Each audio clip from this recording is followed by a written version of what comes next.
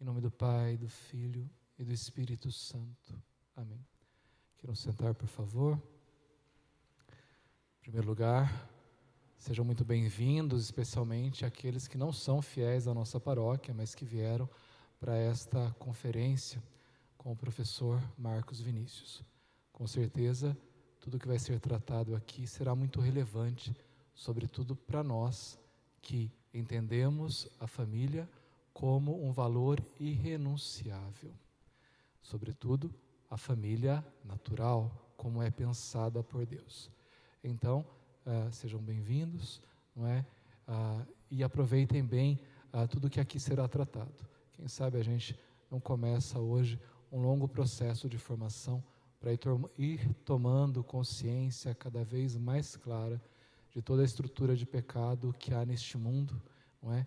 E que tem como objetivo destruir nossas famílias, não tenha dúvidas disso. Hoje seria a memória facultativa de São João Eudes. São João Eudes, o grande apóstolo dos corações, o Sagrado Coração de Jesus e, como ele chamava, o Admirável Coração de Maria. Mas São João Eudes, para tornar-se o grande santo que ele se tornou no século XVII da nossa era cristã, lá na França, ele teve uma família como base. Seu pai queria ser sacerdote, porém, devido à peste que acometeu a região onde ele vivia naquele tempo, ele viu-se obrigado a abdicar da sua vocação para cuidar da sua família, seus pais, seus irmãos. Porém, continuou levando uma vida religiosa rigorosa. São João Eudes rezava o ofício todos os dias, como os sacerdotes e religiosos devem rezar. Sua esposa rezava com ele o ofício todos os dias. Então, evidentemente, foram aprendendo a viver virtuosamente. E, é claro, vivendo virtuosamente, ensinaram também São João Eudes a viver virtuosamente. Não dá para dizer que haja um santo sem que haja uma estrutura que o prepare para isso. E nenhuma estrutura é mais oportuna do que a família. É por isso que tenho batido nessa tecla nessa semana, mas pretendo ainda mais para que as nossas famílias sejam verdadeiras igrejas domésticas. Por fim, São João Eudes, como disse, ele é este grande apóstolo do Sagrado Coração de Jesus e do Imaculado Coração de Maria, que ele chamava Admirável Coração de Maria. Como vocês sabem, não é? Da minha devoção especial à Nossa Senhora, o que é que podemos concluir deste admirável coração de Maria? Não é? Que o coração é a sede do amor. Assim, as Sagradas Escrituras o apresentam. Não só como um órgão do nosso corpo, mas como a sede do amor. Então, o admirável coração de Maria é admirável porque deve ser imitado. Imitado em que sentido? Em tudo oferecer neste altar que é o coração por amor a Deus. Pensem comigo. A Virgem Maria foi concebida sem pecado, não pecou durante sua vida aqui nessa terra. Porém, também teve sofrimentos, angústias, tristezas, e soube oferecer tudo isso no altar do seu coração imaculado, como uma oblação de amor a Deus. Então, que Nossa Senhora nos ensine a fazer o mesmo, oferecendo todos os nossos sofrimentos como uma oblação de amor a Deus. Que Nossa Senhora ajude especialmente a vocês, pais, a fazer da sua vida esta oblação de amor em vossos corações a Deus. Afinal de contas, como vimos ao longo dessa semana, um homem se une a uma mulher, se torna esposo desta mulher, não para si ou para ser feliz, mas, enquanto católicos, para levar os filhos à verdadeira felicidade, isto é, a levá-los para o céu. Peço então ao professor Marcos Vinícius que venha aqui à frente, por favor, e tome a palavra e seja muito bem-vindo, não é? uma vez mais aqui na nossa paróquia. Ele já veio uma vez, porém veio para um grupo restrito. Agora eu pedi para que ele viesse para um grupo mais ampliado. Deus abençoe, viu? Obrigado pelo seu sim.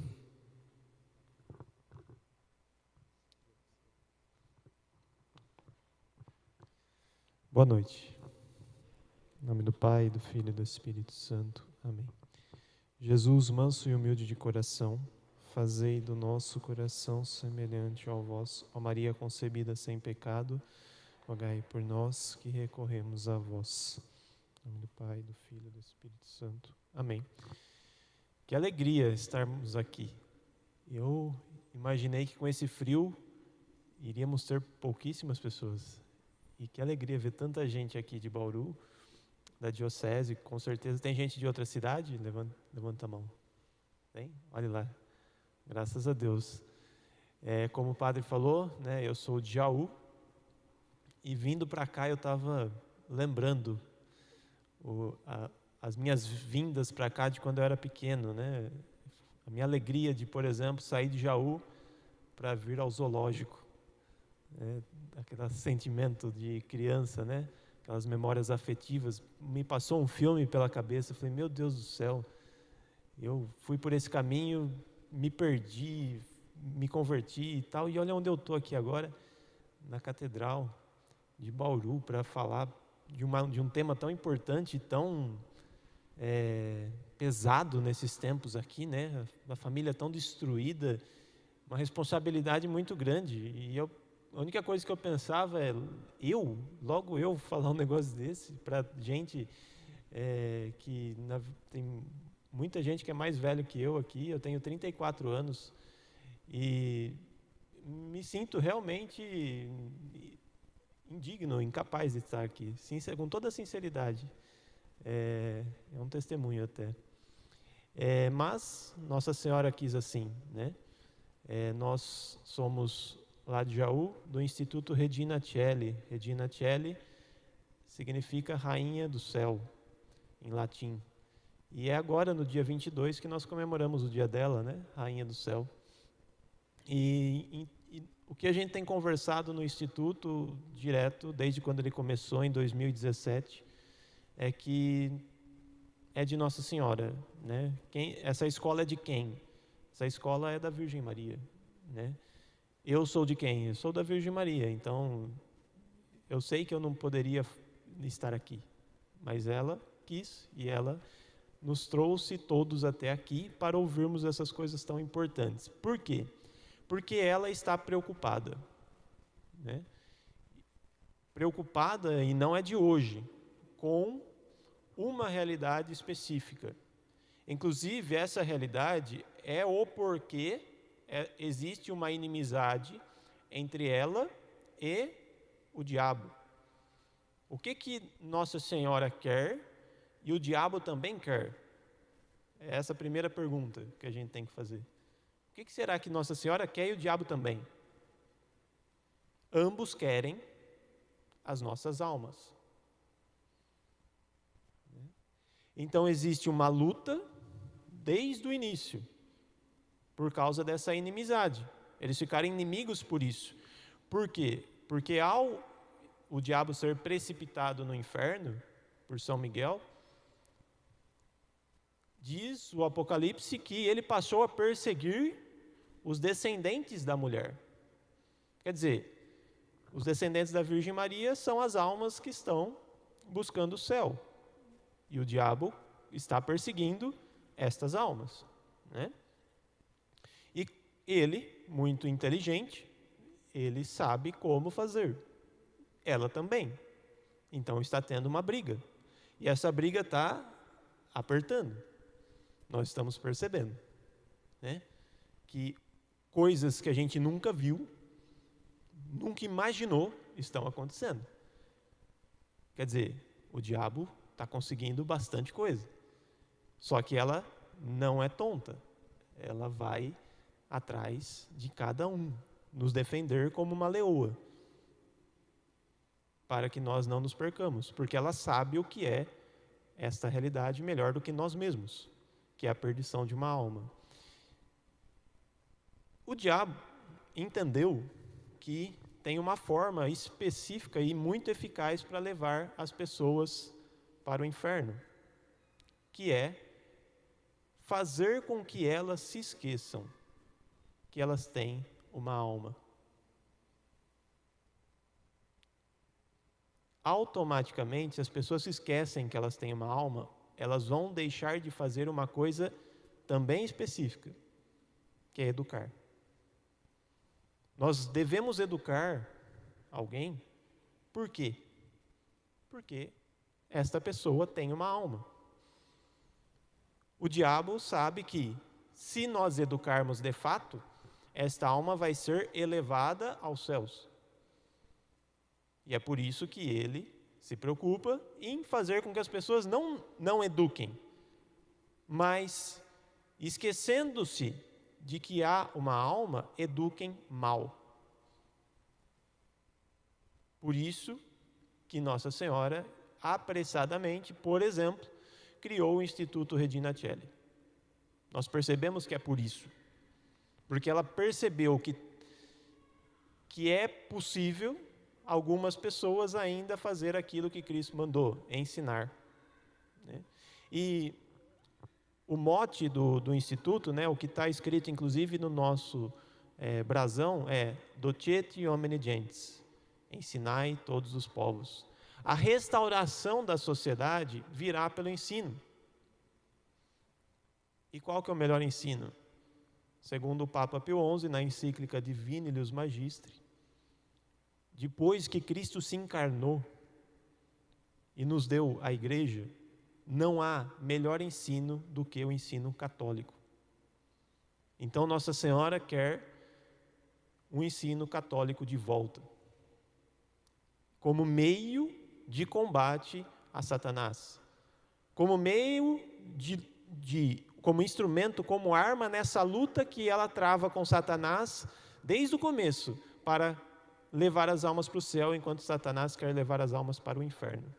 Então, hoje, educação católica é o meio que Nossa Senhora quer estabelecer entre nós para continuar a luta dela. Então, nós temos que, à medida que percebemos, aderir a essa proposta de uma vez por todas. Né? Como fazer? É isso o tema da palestra de hoje. Como fazer esse negócio? O que eu acabei de falar é o porquê fazer, mas agora é como. Né? Feita essa introdução, vale a pena lembrar que eu sou casado, né, pai de família. Minha esposa se chama Daiane, nós somos casados desde 2014. Temos 2 filhas, a Giana, que foi consagrada a Santa Giana. Quem não conhece essa santa, busque conhecer, que é uma santa casada, de 4 filhos, e ela morreu aos 40 anos de idade para dar à luz ao último filho dela. Né? Segundo Santa Giana, não há...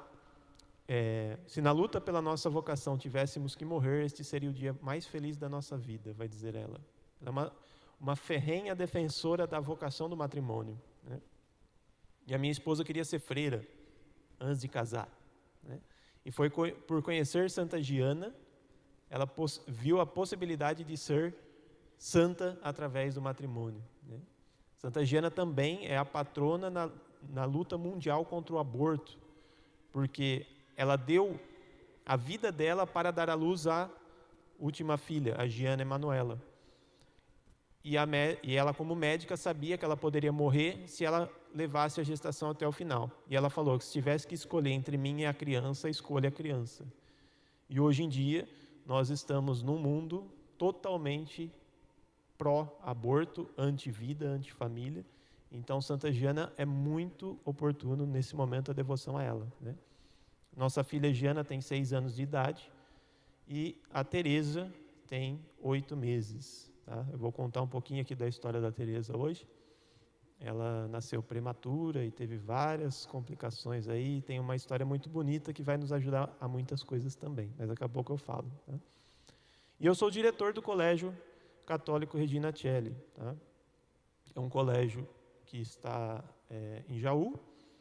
E, providencialmente, nós temos mais crianças no colégio que são de outra cidade do que de Jaú.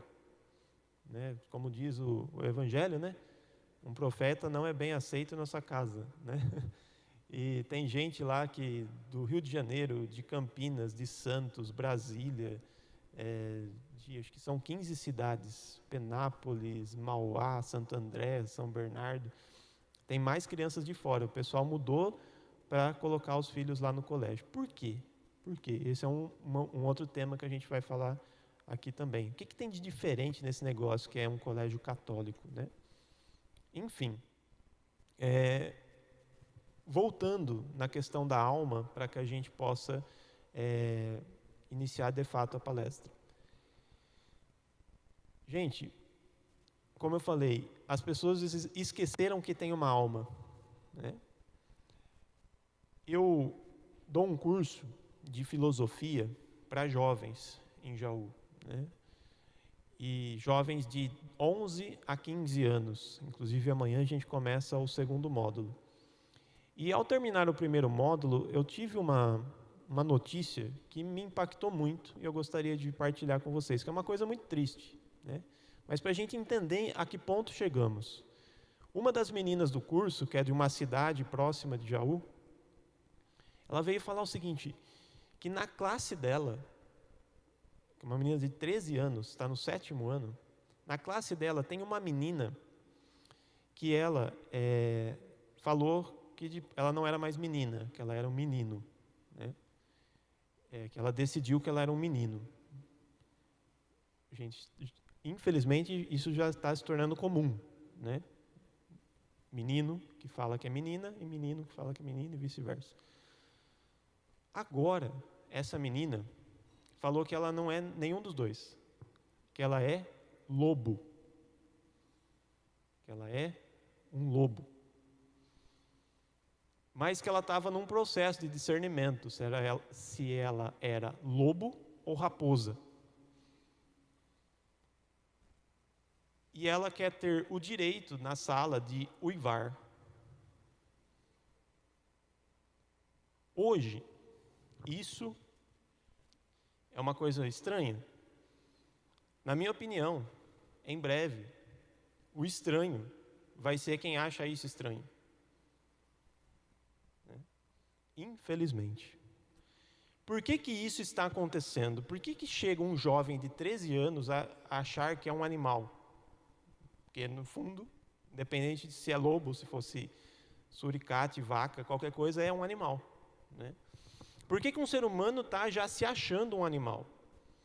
No fim das contas, é porque ele aceitou esta condição, né? Todos nós somos animais. Porém, diferente de qualquer outro animal, nós somos racionais. Um lobo tem lá a sua dignidade enquanto criatura de Deus. Eu não estou falando mal dos lobos. Porém, o lobo tem uma natureza diferente. Ele é um animal irracional. Quer dizer, ele não tem uma capacidade que nós temos de usar a razão. E aí que entra o tema da virtude. Porque a virtude, segundo Aristóteles, que é a referência principal de Santo Tomás de Aquino, a virtude é um hábito que aperfeiçoa a natureza humana. Vou explicar. O que é hábito? É algo que a gente tem, é nosso. Então, se você tem isso, você vive em função disso. E a virtude é um hábito que aperfeiçoa a natureza humana, quer dizer, que ela torna o homem mais racional, porque a natureza humana é ser racional, animal racional. E a virtude é justamente o que faz com que o homem seja mais racional. Agora, o que é ser racional? Ser racional é ser capaz de realidades imateriais. Presta atenção, é uma parte filosófica que é fundamental a gente entender para entender o resto da palestra, tá? O que é uma realidade imaterial? Isso daqui é mármore, é matéria. Isso daqui é pele, é matéria. O meu coração é matéria, é carne, né? Tudo o que nós vemos e sentimos e palpamos é matéria. Agora, qual que é o peso de Deus? Qual que é o cheiro de Deus? A cor de Deus? Não tem matéria. Tudo que é matéria tem cheiro, tem cor, tem peso, tem textura. Deus não tem. E a felicidade? Que cheiro que é a felicidade? Quanto pesa felicidade? Também não tem matéria. E a virtude? A virtude da castidade. Quanto custa a castidade? Quanto pesa a castidade? Também não tem matéria. Então tem realidades que não são materiais. E tem realidades que são materiais. E a razão humana, ela é capaz do imaterial. Ou seja, é por causa que nós somos racionais que nós somos capazes de alcançar a Deus. É por causa que nós temos uma alma que nós podemos nos relacionar com Deus. Inclusive, na Eucaristia, o que acontece? A alma de Cristo está na nossa alma. Quer dizer, se a alma de Cristo está na nossa alma, o corpo dele está no nosso corpo, e nós estamos com ele naquela realidade que é aqueles 10 minutos de profunda união e comunhão com Deus, é só porque nós temos uma alma. Uma vaca. Vamos supor, uma aberração, que entrasse uma vaca aqui e fosse lá na capela e começasse a comer as hóstias consagradas. Uma vaca não vai comungar, porque ela não tem como se unir com Deus, porque ela não tem uma alma racional. Se uma vaca comesse as hóstias consagradas, Jesus não deixaria de estar na vaca, naqueles 10 minutos. Mas ela não conseguiria se relacionar com ele. Ela não conseguiria amá-lo. Isso é muito drástico. Por quê? Olha como o diabo é astuto.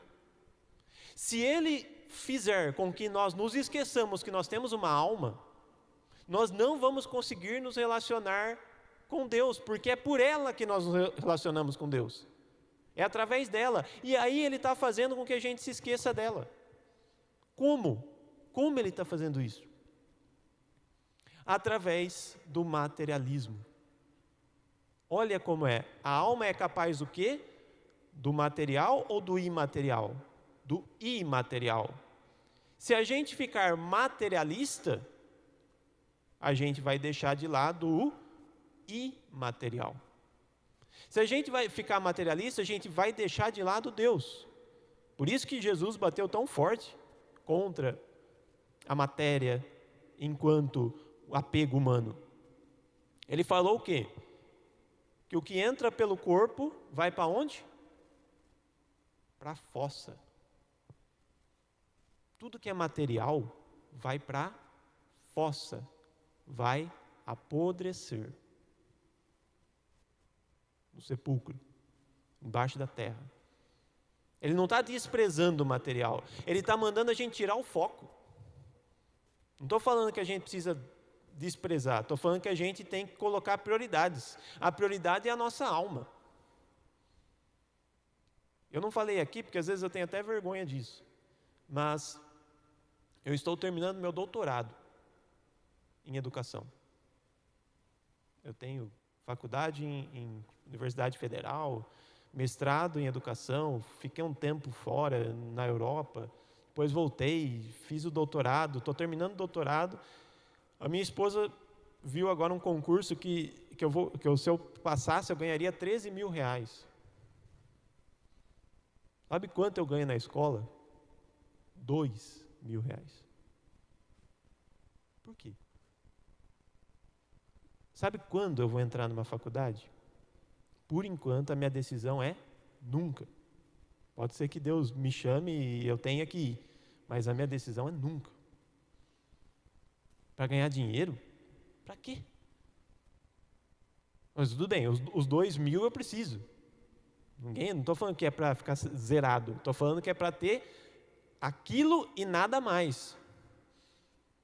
É esse o parâmetro que a gente deveria ter. Quanto de dinheiro a gente precisa? O suficiente. E o quê? Mais? Nada. Como diz Santo Agostinho, nós temos que comer para viver e não viver para comer. Né? E hoje como as pessoas estão? Vivendo para comer. Vivendo para ganhar din-din. Para comprar papá. Então o papai, a mamãe, vai ter que deixar você aqui, porque a gente tem que ganhar din-din para comprar papá, para dar presente. E o que é o presente? Material. E o que é Deus? Imaterial. Aí você pode ter dado tudo para o seu filho, mas você não deu Deus, você não deu nada. Nós temos que dar Deus para os nossos filhos. Porque na alma deles tem um vazio do tamanho dele, de Deus. Há na alma humana um vazio do tamanho de Deus. As pessoas hoje estão muito confortáveis, estão vivendo no conforto. Cada vez mais a gente, agora tem diminuído um pouquinho, mas não muda muito não. Cada vez mais a gente tem a capacidade de comprar qualquer coisa. Eu, com esse dinheiro que eu tenho, eu vou no mercado, se eu quiser, eu compro um monte de coisas. Um monte, que minha avó nunca pensou que ela poderia comprar. Eu lembro que a minha avó falava, minha avó sitiante e analfabeta, ela falava que ela ia, quando o pai dela comprava uma maçã, levava para casa, ela tinha que dividir com 7 irmãos, uma maçã, e a minha mãe falava que a hora que todo mundo comia a maçã, parecia que o cheiro da maçã ficava um mês em casa. Não dá para a gente falar que a gente, hoje em dia, está tão difícil assim. Comer carne, está mais difícil, está mais caro, mas a gente come, né? Ainda come. Não está difícil assim, né? Hoje em dia tem umas pessoas que falam assim, vocês já ouviram essa conversa, né? Ah, está difícil ter filho hoje em dia, porque está tudo caro. Está tudo muito difícil hoje. Né? Gente, hoje em dia tem fralda descartável. Está mais fácil. Ah, mas esse mundo está maluco. Sim. Mas pode ser que um filho seja aquele que vai ordenar esse mundo, né? Essas pessoas que negam a existência do filho, que é isso que acontece pelo aborto e pela mentalidade abortista que muitas vezes nós temos, né? Que a vinda de um filho vai arruinar a prestação de um carro. Essa que é a noção de muita gente, né? Se eu tiver outro filho, como que eu vou ter um carro? É duro, né? Mas no fim das contas me prova o contrário. Tem gente que fala que esse argumento aí do financeiro, né? Sinceramente, depois que a minha segunda filha veio, as coisas ficaram melhores. Eu não consigo ver. E eu vejo gente com 5 filhos muito mais feliz do que gente com um filho só, que muitas vezes, por ser um só, acaba enchendo ele de bens materiais e o filho acaba ficando triste. Né? Não estou falando que é errado quem não tem mais filhos, né? Mas estou falando que não podemos negar os filhos. Esse é o ponto. Tem gente que tem um só, graças a Deus. A minha esposa, por exemplo, ela tem muita dificuldade de ter um terceiro. O médico já falou que se ela tiver um terceiro, depois eu vou falar a história da Tereza, né? Ela corre o risco de vida. Então é um caso diferente. Então tem casos que as pessoas não podem ter muitos filhos de fato. Não estou falando desse ponto. Estou falando das pessoas que negam, porque não querem, porque tem uma mentalidade egoísta, financeira e materialista. Né? Como diz a Kimberly Han, só o ser humano é que faz um ninho para não morar ninguém. Nenhum bicho faz isso, só nós. É triste isso. Por que as pessoas estão pensando esse tipo de coisa? É porque estão materialistas. É porque estão vivendo em função das coisas que vão para a fossa. Agora, a partir do momento que você começa a perceber que existe uma alma e que essa alma é para Deus, aí você, meu Deus, eu preciso fazer alguma coisa. Como que faz para essa alma ir para Deus? Inclusive, o padre citou isso aqui. Qual que é a função do matrimônio, gente? Para que uma pessoa casa? Eu falaria que é para dar almas para Deus. A gente resume desta forma. Como que dá almas para Deus? Você gera o filho, a gente sabe como. Quando se une o espermatozoide com o óvulo no útero da mãe, Deus infunde uma alma. Então é pela vida conjugal que as almas vêm. E é por isso que quando a gente está aberto à vida, a gente está aberto à infusão de uma alma no útero. E quando essa alma é infundida no útero, é para ela crescer, nascer e depois. Deixa aí. Né? Deixar que se perca. Como diz o Santo Antônio Maria Claret, isso é muito, muito forte, dá até ânsia de falar, mas eu preciso falar. Ele fala que no inferno vai ter filho que vai chegar lá e vai falar para os demônios assim: eu estou aqui não por sua culpa, demônio, eu estou aqui por culpa dos meus pais. Isso é muito, muito pesado. Gente, se nós vamos dar almas para Deus, Deus estabeleceu um caminho: a família e a educação. A meta da educação é elevar, tanto é que no francês, educação tem uma tradução quase que sinônima: élever, elevação.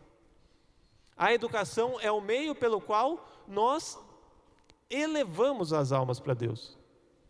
Nós conseguimos, pela educação, dar uma alma para Deus. Falar, está aqui, eu fiz, como os pais de São João Eudes, como os pais de Santa Teresa d'Ávila, como os pais de São Tomás de Aquino, como os pais de todos os santos. Tem um ou outro, talvez um São Francisco de Assis, que tinha um pai bem canalha, mas a maioria esmagadora, 99,9% dos santos tiveram pais virtuosos, que estavam preocupados com a sua educação. E por que os pais estavam preocupados com a educação desses santos?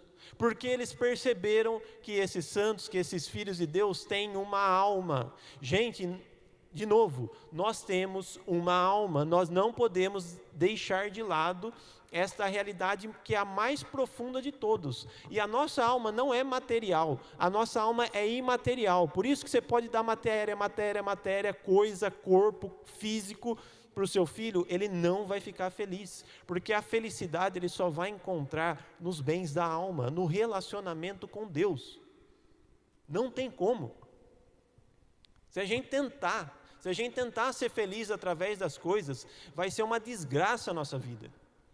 E olha como está esse mundo, como que as pessoas estão hoje, cheia de conforto, cheia de coisa, mas como que está a alma delas? Está triste, amargurada, ansiosa, depressiva, totalmente se encaminhando para aquilo que vai se tornar um mal generalizado, chamado suicídio. Como que estão as taxas de suicídio? Só aumentando. Por quê? Porque as pessoas estão cada vez mais frustradas na sua natureza humana.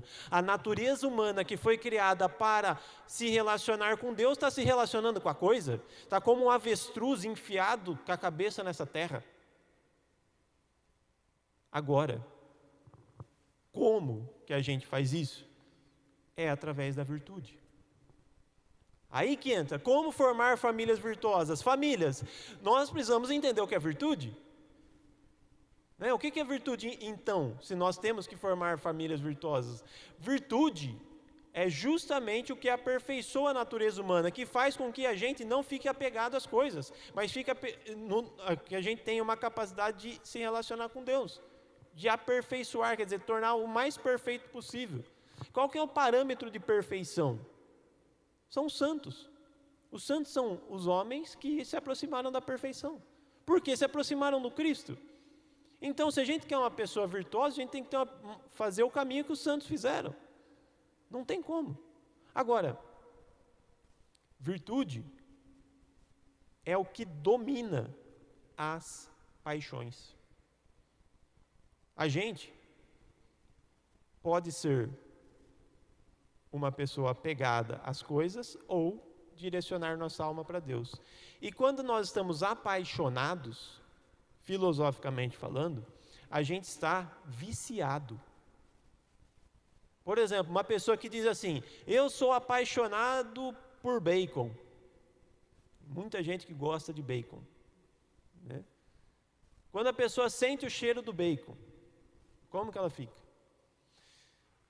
Começa a dar aquela paixão, aquela vontade de comer o bacon. Ainda mais quando está com fome.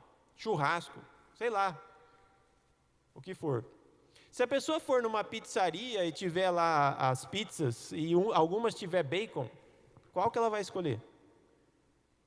A de bacon. Ela não vai conseguir escolher outra. Por quê? Porque ela está escrava. De quem? Do bacon. Uma pessoa viciada numa coisa, ela fica escrava dessa coisa. Hoje em dia dizem, né? Dizem. Sexo livre. O que é sexo livre? É você ficar escravo do sexo. Você praticar tanto, que você não consegue mais ficar sem. Por quê? Porque é conveniente a manipulação das pessoas, que elas fiquem tolas. E é isso que acontece com quem está no vício.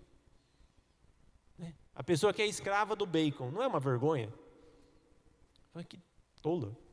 O bacon manipula ela. E assim a gente pode ser escravo de qualquer paixão, de qualquer vício. Hoje as pessoas estão escravas. Por quê? Porque a sua razão que Deus lhe deu não é mais capaz de dominar a sua paixão. A paixão toma conta das pessoas. Elas ficam apaixonadas pelas coisas e não conseguem mais se relacionar com Deus. Agora, o que é um animal? É justamente isso. Um animal é o materialista. Por que um animal é materialista? Porque ele não tem alma. Não tem alma racional. Segundo Aristóteles, ele tem uma alma animal, que é uma alma que não chega nem perto do que um ser humano pode fazer. Você acha que um animal seria capaz de fazer o que Santa Giana fez? De escolher entre ela e a criança? Pelo contrário, um animal é capaz de fazer qualquer coisa com o filho dele depois que passa a amamentação. A gente sabe disso. O incesto, né? O animal, para ele, não é incesto, é a natureza dele, ele faz aquilo lá mesmo. Né? E o animal faz qualquer coisa por comida, por bebida e por sexo. E hoje em dia, como está a sociedade? Faz qualquer coisa por comida, por bebida e por sexo. Então a sociedade está animalizada. Essa seria a conclusão lógica. Mas se a gente for para São Tomás de Aquino, ele vai dizer que não. Porque, por termos razão, nós vamos ficar pior que os animais. Nós somos capazes de fazer mal de uma maneira que o animal não é capaz. Por exemplo, que animal que faz aborto? Não existe. Que animal que é capaz de matar uma criança no útero? Gente, para fazer uma coisa dessa, não é só animal, é pior. Eu entendo que pode ser até que tenha gente aqui que um dia aderiu a essa proposta, que na ignorância pode até ter feito um aborto ou algo assim. Deus tem misericórdia e perdoa. Inclusive, só procurar um sacerdote hoje para pedir o perdão e Deus vai perdoar.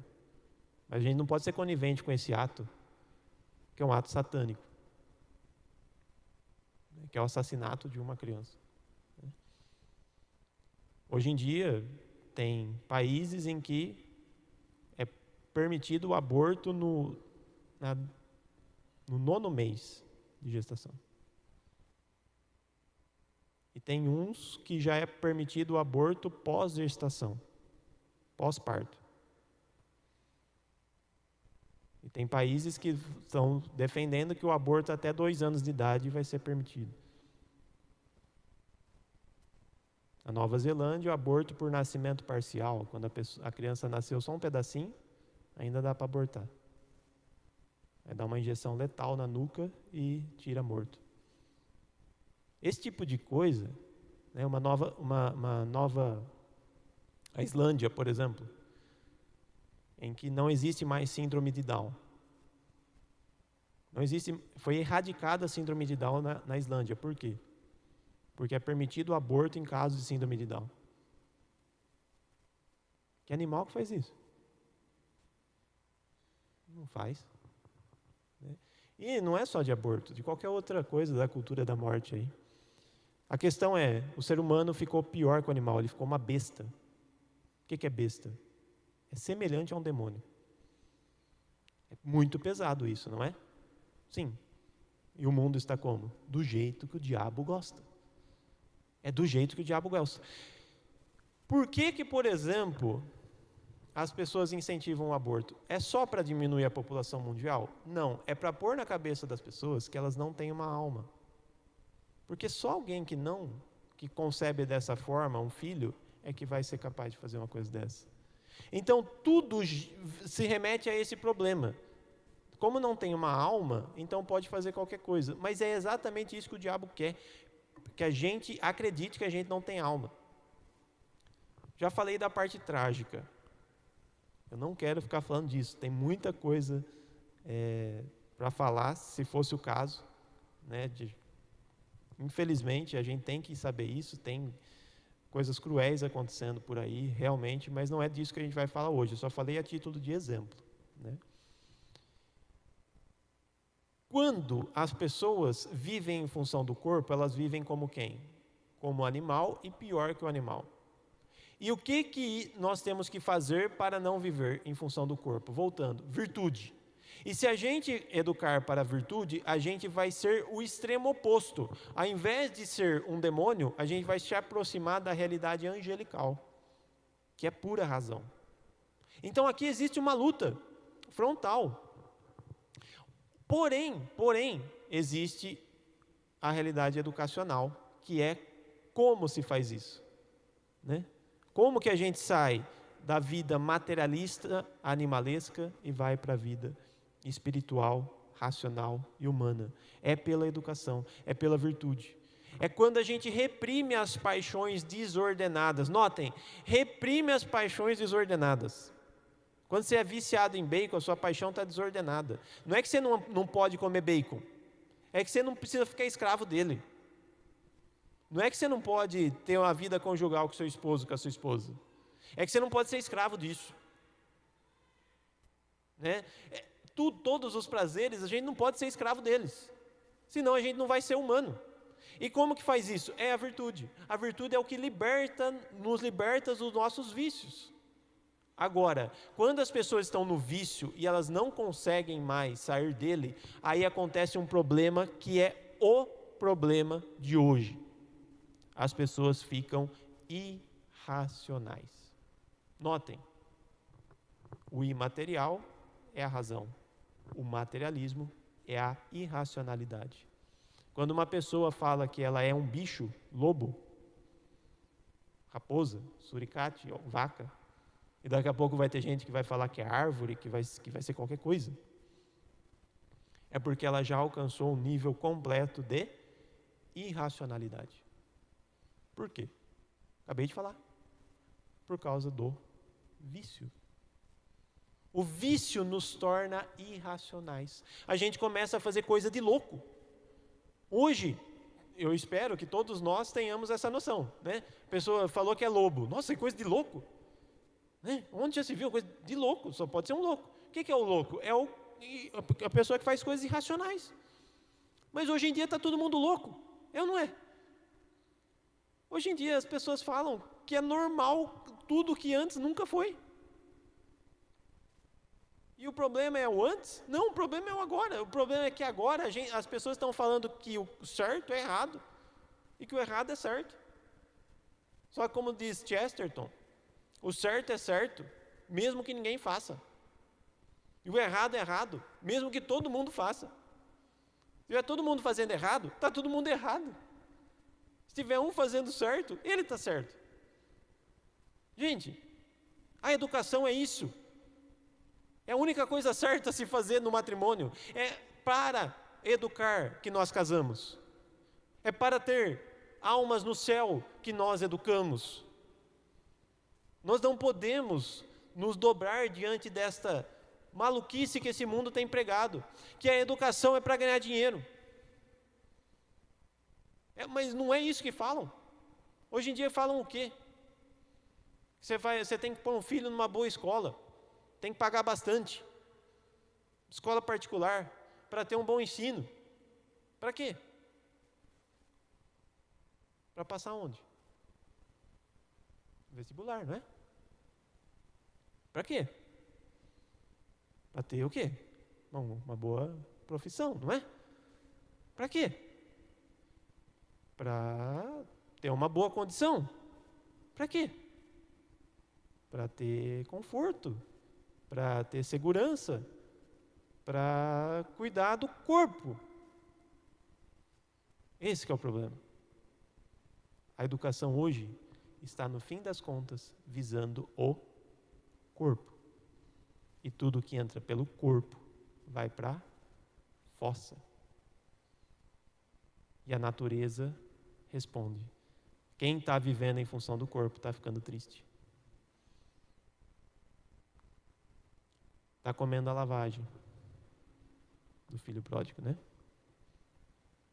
O que o filho pródigo fez? Dá aqui o dinheiro. Ele queria dinheiro. Que eu vou gastar com o quê? Com um prazer. Prazer do quê? Do corpo. E aí ele não se arrependeu. Foi lá e gastou tudo. O máximo de dinheiro. E aí ele ficou como? Pior que um animal. A lavagem dos porcos ele foi comer. Hoje em dia as pessoas estão assim. O que é uma pessoa que está pensando em suicídio? É uma pessoa que está comendo a lavagem dos porcos. Tomara a Deus que ela não se mate e que ela se arrependa e volte. Mas no fim das contas é isso. Pessoas que estão dependentes de inúmeros remédios, muitos. Infelizmente, isso eu falo com propriedade porque eu ajudo bastante gente. Que lá a gente tem um projeto que se chama Projeto Santa Giana, que é justamente para atender pessoas com problemas psiquiátricos, psicológicos, e eu, inclusive, sou uma das pessoas que ajudo principalmente os homens. A maioria esmagadora que está numa dependência forte de remédio, está com pensamento suicida, depressão profunda e tudo mais, a maioria tem a causa no materialismo. A maioria. Não estou falando que são todos, tem gente que é um problema químico e bioquímico e de outras ordens, ou por frustrações, traumas profundos e tudo mais. Mas a maioria chegou aí por causa disso. Né? Existe uma relação profunda entre doenças psíquicas e uma doença espiritual. Né? Mas não é disso que nós vamos falar. Voltando. Se existe essa relação que que existe essa tendência a nos apegarmos às coisas, a educação é o que vai tirar das coisas. Né? Educação vem de exducere. Exducere é sair para fora. Então, pelo processo educacional, a gente tira a pessoa de dentro dela mesma. A gente tira dos prazeres egoístas, a gente tira do egoísmo doentio e leva para fora e para quem? Para Deus. Então a educação é para levar a Deus. Por isso que nós casamos, para formar pessoas virtuosas, para levarmos para Deus. É para isso, né? Aí, o Hugo de São Vítor, que é um teólogo do século XI, ele diz o seguinte: ninguém pode chegar à bem-aventurança, ao céu, senão pela virtude. E a virtude não é alcançada verdadeiramente de nenhum outro modo, senão pela prática diligente da disciplina da virtude. Assim, a prática da disciplina dirige o espírito para a virtude, e a virtude, então, leva à bem-aventurança. Nada de impuro entra no reino dos céus. Ou seja, é pela virtude que nos tira das paixões e nos eleva para Deus que nós entramos no céu. Então, a educação serve para quê? Para levar almas para o céu. E o que tem de céu dentro da nossa casa hoje? Quais têm sido as nossas metas enquanto família? É que o nosso filho passe na melhor faculdade? É que ele estude muito, muito, muito para ser um grande engenheiro, um grande médico, ou um santo engenheiro, um santo médico? Notem, eu não estou desprezando a engenharia, não estou desprezando a medicina. Eu estou lembrando da santidade, que a gente esqueceu. Gente, nós casamos, nós temos filhos para dar almas para Deus, para elevar essas almas para o céu. Então vamos fazer tudo o que for necessário. Dizem hoje em dia que tempo é o quê? Dinheiro. Que diabo é isso, gente? Tempo é dinheiro? Segundo São Bernardo de Claraval, ele vai dizer que todo tempo que não é gasto com Deus é jogado fora. Se você está gastando seu tempo para ganhar dinheiro, é jogado fora. Gente, as traças corroem, a ferrugem corrói tudo essa porcaria aí. Tem que ter um pouquinho, o suficiente. E o que mais? Mais nada. E de alma? Tudo que nós temos que fazer pela nossa alma é digno de ser feito. São Felipe Neri, segundo ele, deveria haver um hospício para quem não se preocupa com a alma. Um hospício. Não ia caber essa cidade inteira, praticamente. E a minha, e a maioria, e o Brasil, e o mundo. Nós estamos num mundo em que as pessoas desprezaram a alma. E é por isso que não educam mais. E é por isso que estão fazendo do jeito que o diabo gosta. E é por isso que o inferno vai ficar lotado. E o céu, gente, não pode ficar vazio. Mas se for por esse caminho, vai. Se as famílias não tomarem consciência da importância de educar seus filhos na fé, de educar seus filhos na virtude, o céu vai ficar vazio. A presença de uma alma no céu depende da família. Gente, a família está aí para isso, para dar almas para Deus, para levar as almas para o céu. Eu pretendo a minha vida inteira, agora, consumi-la por isso. Por quê? Porque, infelizmente, eu fui fruto de uma família que não tomou consciência disso. Os meus pais não sabiam disso. E eles eram pessoas boas. Mas eles não souberam me educar. O que eles não falaram para mim? Não. Essa palavra, como faz falta hoje? Não, eles não falaram não para mim. Eu fiz tudo o que eu queria. Eu assisti tudo o que eu queria. Eu comi tudo o que eu queria, na hora que eu queria. Eu não fui corrigido nas pequenas coisas. Aí, como diz aqui, eu não tinha disciplina. E como diz São Tomás de Aquino, Como que se forma a virtude? Pela prática da disciplina e pela correção paterna. Agora, como que os filhos vão ser corrigidos se os pais não estão mais com eles? Quem que vai corrigir os nossos filhos, se não nós? Gente, eu sou diretor de escola. Eu trabalhei 11 anos em escola pública e hoje eu sou há 2 anos diretor de uma escola católica. Na escola pública eu achava que a maioria dos problemas da escola é a família. Hoje eu tenho certeza que todos os problemas de uma escola são a família. Não tem um problema na nossa escola que não é um problema da família.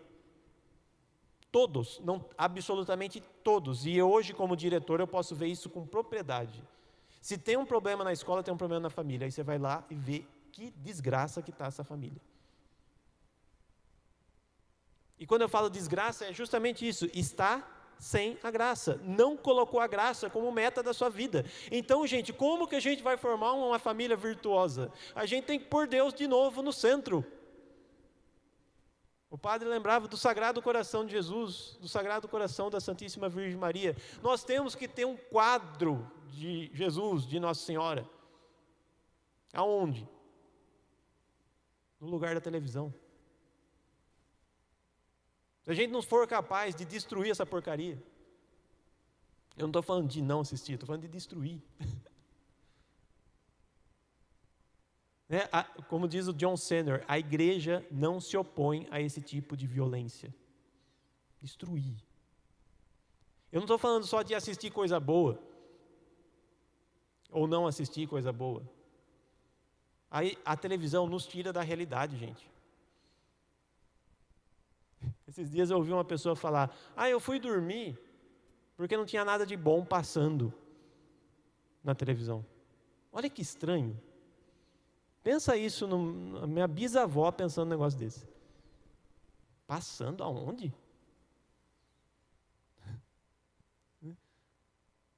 Filho, a sua vida está passando. E você está vendo as coisas que estão passando. Quer dizer, quem passa ali é uma pessoa que está bem intencionada, né? Que está querendo levar a sua alma para Deus, né? Quem mandou passar aquelas coisas ali está super bem intencionada para com a nossa alma, né? Não está nada, gente. É mais uma maneira da gente tirar o nosso foco. E hoje em dia tem uma televisão na mão de cada um. Essas telas que... Hoje em dia fala, excesso de tela. Que excesso de tela, gente? É falta de inchada. Que excesso de tela? Eu não tenho tempo para isso. Tudo bem que a nossa escola ela foi construída pelo WhatsApp. Do Instituto Regina Coeli, padre, tem 28 grupos no meu WhatsApp. Tem 28. Um é IRC colégio, um IRC financeiro, um IRC administrativo, um IRC obras agora, que nós estamos construindo uma capela lá. E tem 28 grupos. IRC bazar, IRC pizza. Tudo bem, para essas coisas vale a pena ter. Só. E o resto? Como diz John Senner, né? Diz o velho. E o meu jogo de futebol? Aí o John Senner responde, você gosta de futebol? Vai jogar futebol com seu filho?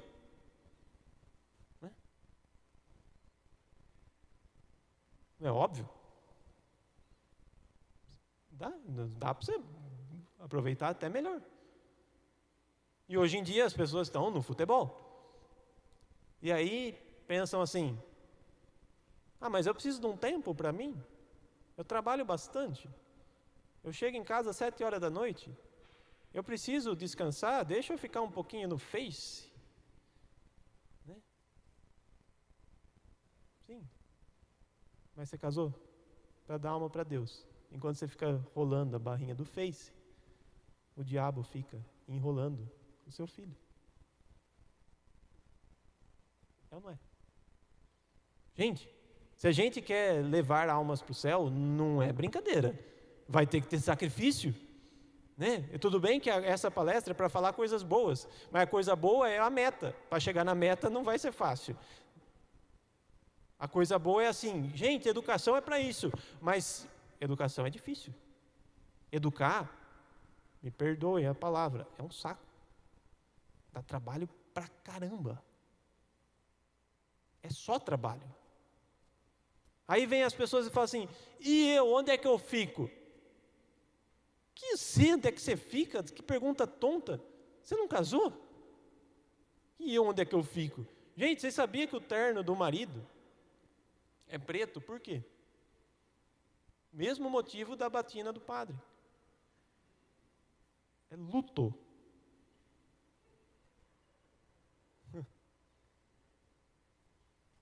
Gente, isso é verdade. Tem gente que casa de branco. Não sei se tem alguém que casou de branco aqui. Casou de branco? Não era para casar de preto. Por quê? Isso é a mais pura verdade, gente. Você acha que seu filho quer uma pessoa preocupada com si mesmo? Não. Ele quer uma pessoa morta para si mesmo. No fundo da alma dele tem um desejo da sua presença. A gente falava hoje, eu falava com a coordenadora de um caso de uma criança, lá que a gente teve algumas dificuldades. Falei, sabe o que ele precisa, o discernimento que eu cheguei? Ele precisa de um irmão, porque é um filho único, materialista por causa disso, porque a mãe acaba dando tudo, mas é uma mãe que ao mesmo tempo se vangloria de ter negado os filhos. Fala, hoje não quero mesmo, tudo mais, né? Um filho único, materialista, então ele precisa de um irmão. Mas não é só um irmão, ele precisa também de uma mãe. Por quê? Porque ela não fica com ele. Todos os problemas que a gente tem são por causa disso. Há um buraco afetivo. Por isso, mães, vocês têm que tomar consciência disso, principalmente as mães, mas não só elas. Daqui a pouco eu já vou falar do pai, que é a parte pior. As mães, os filhos precisam de vocês, porque só vocês têm um colo macio muito diferente dos pais. A própria consistência do corpo da mulher já mostra isso. Deitar no colo da mãe é diferente de deitar no colo do pai. E os filhos querem isso. Mas não pensem, homens, que os filhos também não querem sentar nos seus colos. Teve um caso na escola de uma criança muito, muito agitada e até agressiva. De tão agitada que ela era, ela acabava fazendo mal para as outras crianças. O pai dela veio conversar comigo, o porquê, perguntando se eles tinham um porquê, né? E se eu podia ajudá-lo. Eu falei, sua filha senta no seu colo? Ele falou, de vez em quando. Eu falei, não é assim. Você vai resolver a sua vida à medida que você fizer assim. Senta e fala, filha, senta aqui, no meu colo. Você pode sair a hora que você quiser. E aí ele fez isso. Ele sentou e a filha dele ficava às vezes 10, 15 minutos sem sair do colo, sem falar nada. Agora, hoje em dia, as pessoas, quando os filhos sentam no colo, falam assim, agora vamos, que o pai tem que fazer isso. Quebra aquele afeto tão necessário para um ser humano. O ser humano não é só vontade e razão, também é sentimento, também é afeto. E hoje em dia tem muitos buracos afetivos na vida das crianças pela ausência dos pais. Então, o primeiro passo para formar virtude, gente, é afeto. Eles precisam gostar de estar conosco. Esse buraco que eles nascem. E a minha filha, que ficou 22 dias na UTI, sozinha, esse era o meu maior medo. Quem que está com ela? É o que esse buraco que eles ficam pode ser um dia a casa do demônio. Esse buraco vai ser preenchido.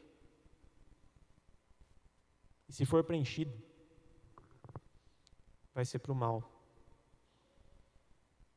né? Tudo bem que pode ser que tenha gente que fale assim, nossa, mas meu filho agora está com 20 anos e eu não peguei ele no colo e agora ele não quer mais sentar no meu colo. Então é hora dessas pessoas aprenderem com Santa Mônica o que tem que ser feito. O que Santa Mônica fez por Santo Agostinho? Rezou, e depois rezou, e não parou, até ele se converter. Porque esse buraco afetivo, que pode até ter sido preenchido já pelo diabo, pode ser preenchido de novo por Deus. Deus é eterno, e se Ele é eterno, Ele pode voltar no passado e reconstituir esses buracos afetivos. Mas, quem tem ainda o filho pequeno, aproveita essa oportunidade do que vocês estão ouvindo hoje e consuma o seu tempo com o seu filho. O tempo não é dinheiro, o tempo é oportunidade de elevar as almas para o céu.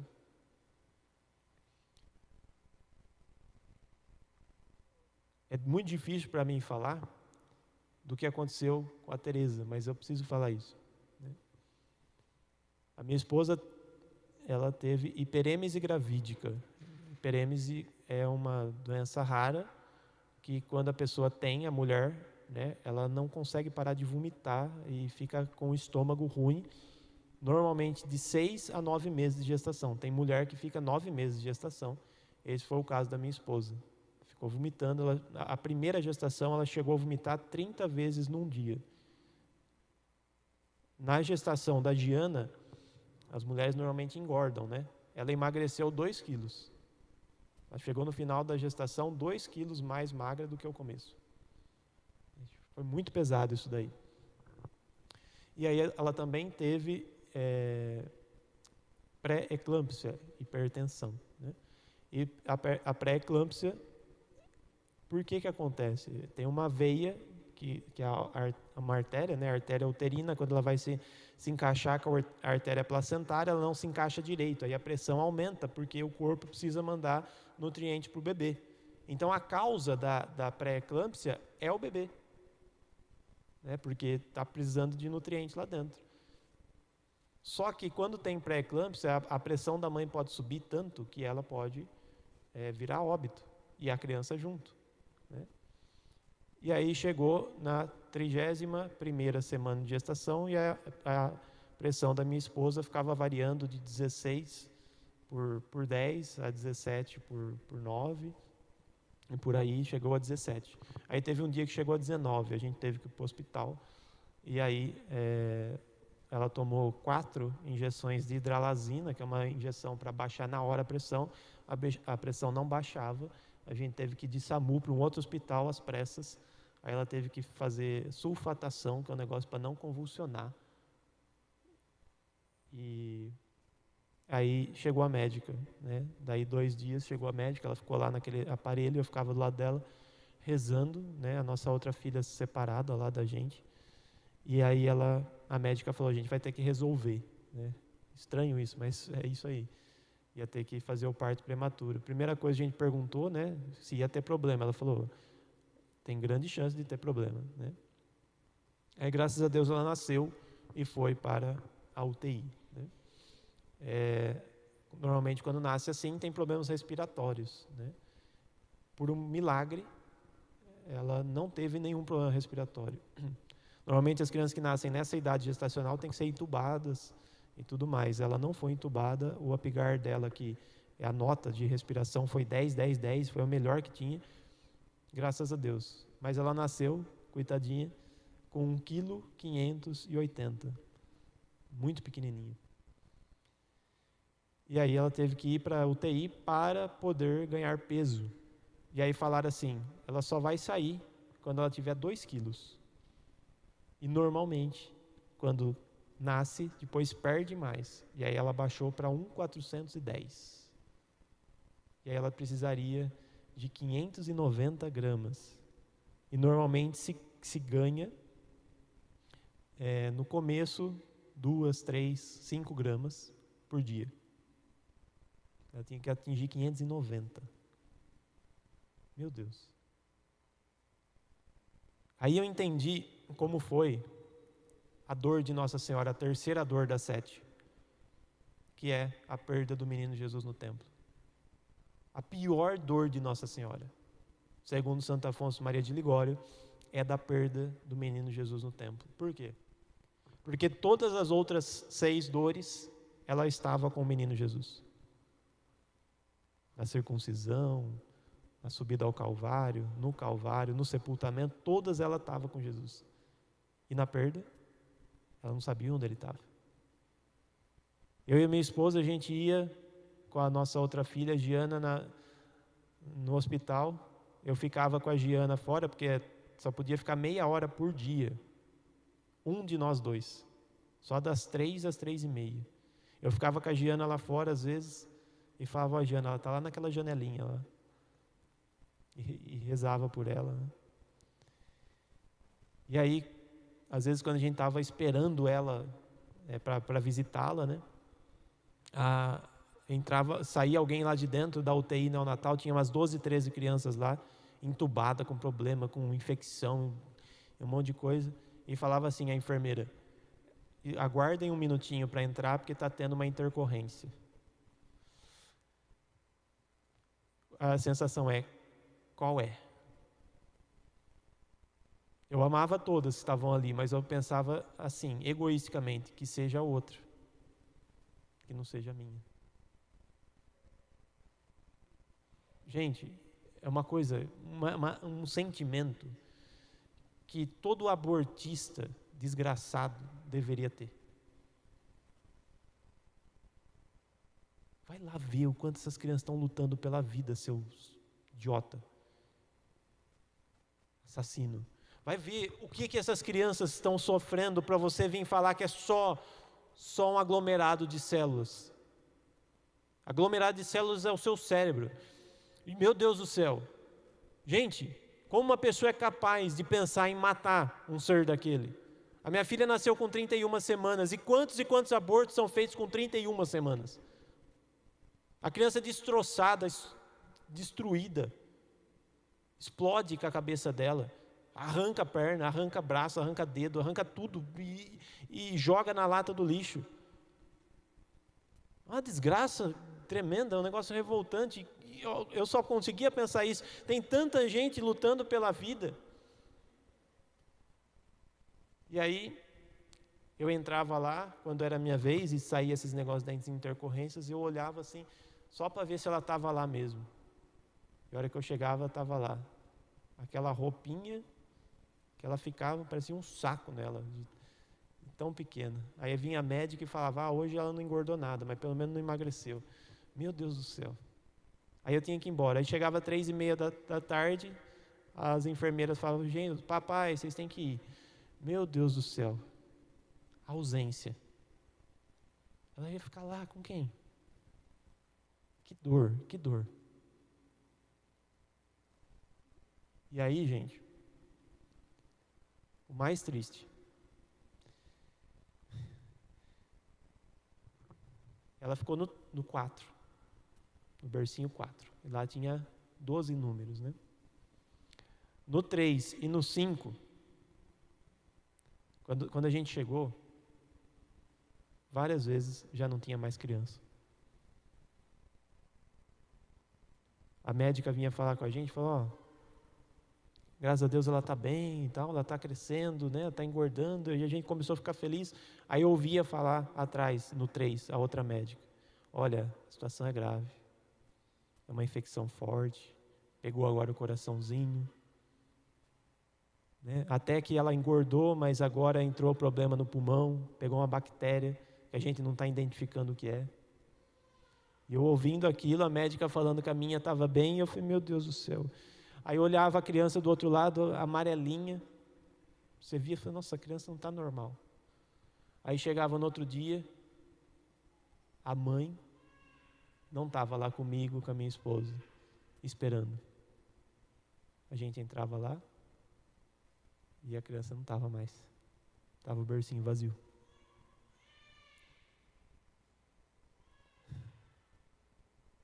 Isso foram 1 no 3 e 3 no 5. 4 crianças morreram ao lado da Teresa.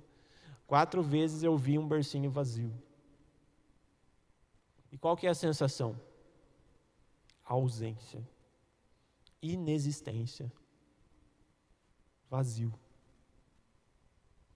Isso é doloroso demais. Agora, se é doloroso para um pai não ter mais o filho aqui, imagina como não deve ser doloroso para um pai que chega no céu não ter o filho lá. Uma coisa é ficar 22 dias, meia hora por dia vendo o seu filho e 23 horas e não sei quantos minutos sem o seu filho. Outra coisa é ficar eternamente sem o seu filho. Para sempre. É isso que o diabo quer. Ele quer a alma dos nossos filhos. Né? E aí, é o ponto. Se é duro para um pai não ter um filho próximo, e é difícil muito, como eu descrevi aqui, e eu me segurei para não chorar, só de lembrar, imagina o que é para um filho não ter um pai próximo.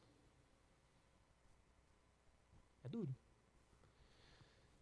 Diante disso, gente, vamos mudar. Tem gente que fica próximo, fica mais. Tem gente que dá bastante tempo, dá mais. Tem gente que reza pelo filho, reza mais. Tem gente que se preocupa com a educação do filho, se preocupa mais. E se você não faz nada disso, comece agora. Não perca tempo. Tempo não é dinheiro, tempo é uma oportunidade de levar nossos filhos para o céu. É uma oportunidade, é uma vez, é uma vida só, não tem duas. Só tem essa. E aí a gente vai ficar consumindo a nossa vida em função de vestibular. Que se exploda esse negócio de vestibular, gente. Gente, o que adianta isso aí?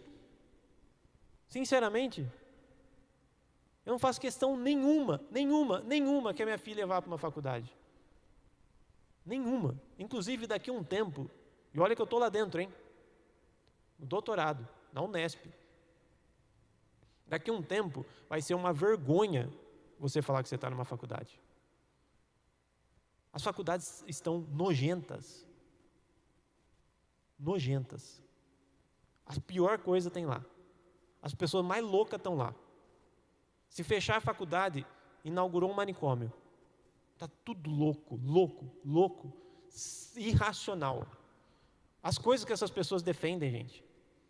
Eu estou escrevendo uma tese filosófica, tomista, São Tomás de Aquino na veia. Eu vou defender agora, o meu orientador não sabia que eu estava escrevendo isso, ele deixou eu escrever, ele ficou até bravo comigo, falou, onde já se viu você escrever um negócio desse hoje em dia? Mas, infelizmente, ele deixou eu escrever 3 anos. Eu escrevi sem ele, porque ele falou que eu não sabia nada disso. E agora vou me formar, fazer o quê? Passou, né? Graças a Deus deu certo.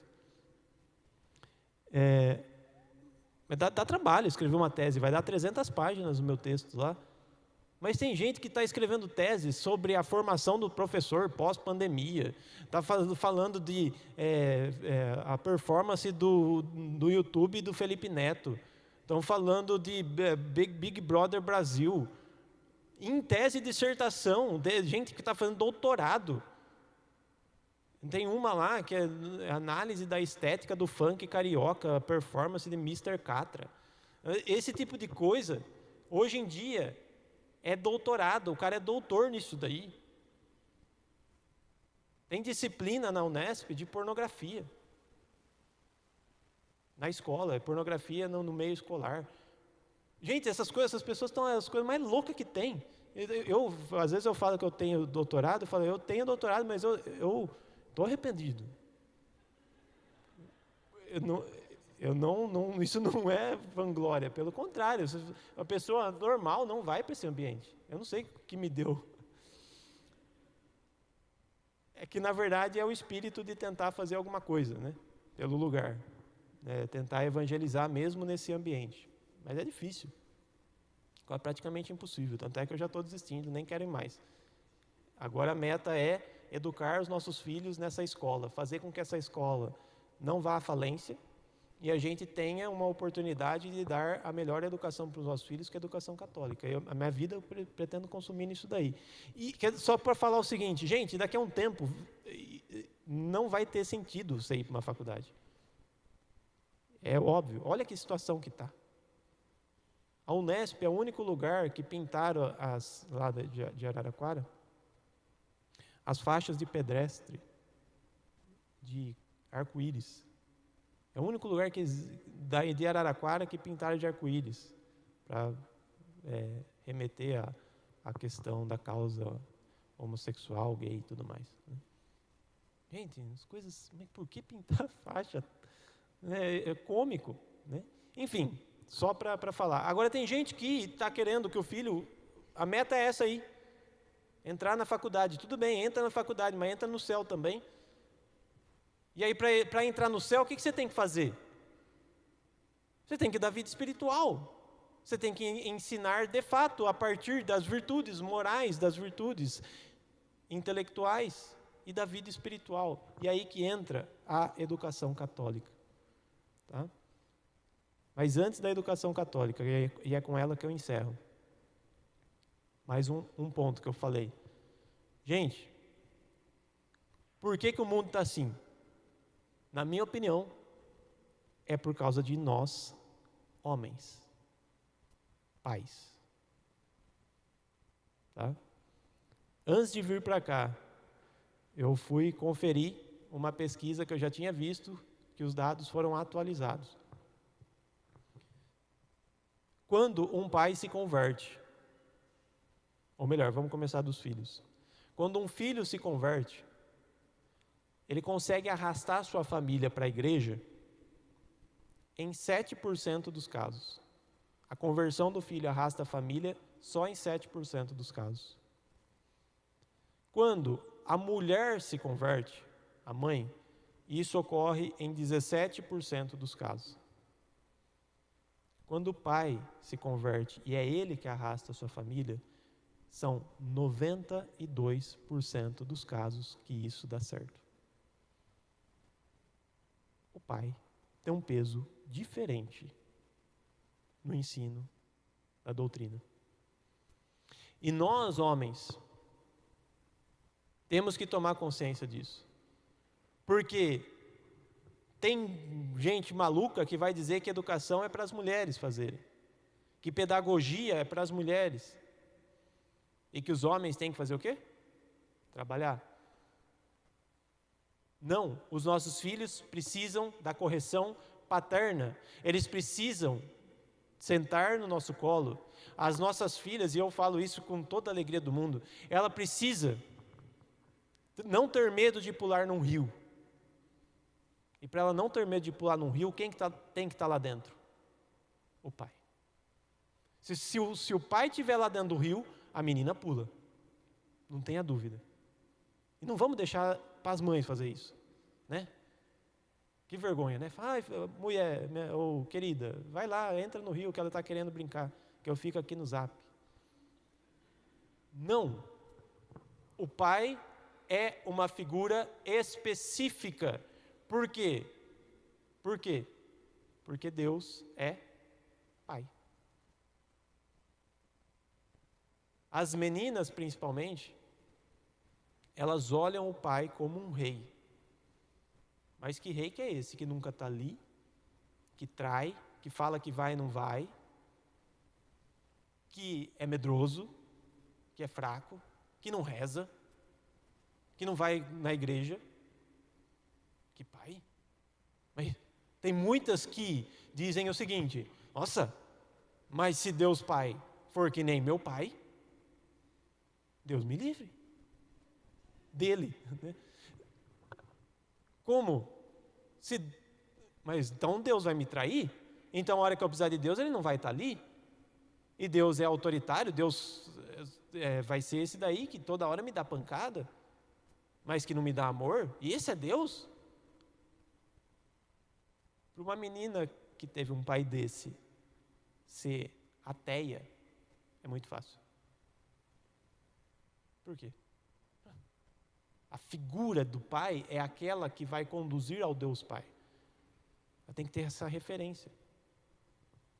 E aí, se o pai for realmente um mau pai, uma má presença, tem um dado que fala que é muito mais fácil uma menina se perder se for por um mau pai do que um pai morto. Tem gente que não teve a graça de ter pai, o pai faleceu muito cedo e tal. É melhor do que ter um pai ruim. Tem muitas meninas que foram por esse caminho, que tiveram maus pais, ainda mais nessa década maluca de Woodstock. Já ouviram falar desse movimento? Woodstock, que é lá dos Estados Unidos, né? Do faça amor, não faça guerra. Sexo livre, LSD, Beatles, Rolling Stones e tal. A geração do meu pai. Raul Seixas, né? O que o Raul Seixas falava? Faça o que tu queres, pois é tudo da lei. Faz o que você quiser. Não tem pai nenhum aqui para cuidar de você. Ninguém vai dar bronca em você. Né? Como diz o Renato Russo, se você não tiver em quem confiar, confie em si mesmo. Quem acredita sempre alcança. Olha que frase ateia.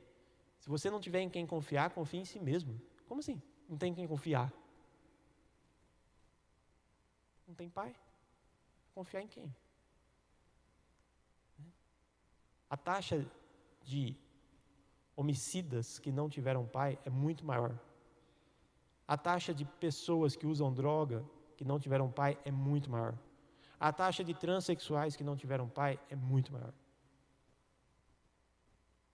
Gente, isso é um dos maiores problemas, a falta do pai. O pai que hoje muitas vezes está afundado em pornografia. Essa pornografia que vem pelo WhatsApp, a hora que quiser, nesses celulares. Como que vai ser um pai presente? Aí pensa numa menina com um pai assim. Ela vai virar o quê? Feminista. Ela vai começar a ter ódio de quem? Dos homens. Já pensou? Tudo homem. É ruim. Se até o homem que era para cuidar de mim, né? Ele não foi embora. E hoje em dia, como que estão as universidades? Cheia de feministas. Cheia de, infelizmente, cheia de meninas sem pai. Que odeiam Deus. Porque tiveram maus pais. Por isso, gente, essa é a tragédia. Mas olha uma Santa Teresinha do Menino Jesus. Ela falava que o pai dela era um rei. E ela falava, eu nem preciso de um anjo. Nem preciso ver um anjo. Porque eu olho para o meu pai comungando, parece um. São Luís Martin, um santo. Pai de uma santa. Meu Deus do céu. Olha o amor que essa menina tinha. Por isso que ela morreu com 24 anos de tuberculose, declarando canções de amor para com Deus. Porque Deus é pai. Olha o pai dela. Agora imagina nós, homens, nós nos convertendo. Né? Imagina a nossa conversão. Agora a gente confessando todo dia. Fiquei sabendo que o padre Adinã tem de muita confissão. Inferniza o padre, não deixa ele sossegado. Continua, os homens, aí tem que formar uma fila, deixa os homens primeiro. Né? E aí, pensou os homens confessando frequentemente? E eu, graças a Deus, tenho a graça de confessar semanalmente ou a cada 15 dias. Porque nós temos um padre lá, que está nos acompanhando na escola, toda hora eu grudo nele e falo, padre, vem aqui e me confessar. Eu vejo o padre confessando também, meu Deus do céu, ver um padre confessando. Eu já vi ele confessar o mês passado 2 vezes, de joelhos, coisa linda. Então, homens, vamos confessar, né? Vamos comungar o Cristo Gente, se Cristo, eu ensinava isso para as nossas crianças na escola, daqui a pouco eu vou terminar falando da escola. A diferença de estar junto e estar unido. Eu falava para as meninas de 11 anos, eu falei assim para elas, se Jesus viesse aqui falar com você hoje e falasse assim, vamos brincar de qualquer coisa, eu vou brincar com você hoje, Jesus entrasse no seu quarto e falasse, vamos brincar, eu deixo você brincar 3 coisas, eu vou ficar o dia inteiro com você, você pode deitar no meu colo, você pode fazer o que você quiser, você pode conversar e depois eu vou embora, mas 24 horas com você, junto com você, o tempo inteiro. E aí eu falei, se vocês tivessem essa oportunidade e a Eucaristia, o que vocês prefeririam? Elas responderam, a Eucaristia. Por quê? Porque uma coisa é você estar junto com Jesus, outra coisa é Ele estar dentro de você, unido com você. Carne, sangue, alma e divindade dentro da gente. Isso que é a Eucaristia. Como diz a Vicenza Stropa, uma teóloga franciscana espetacular, ela resume a Eucaristia assim. O que é a Eucaristia? É Ele em nós. O que precisa mais? Nada.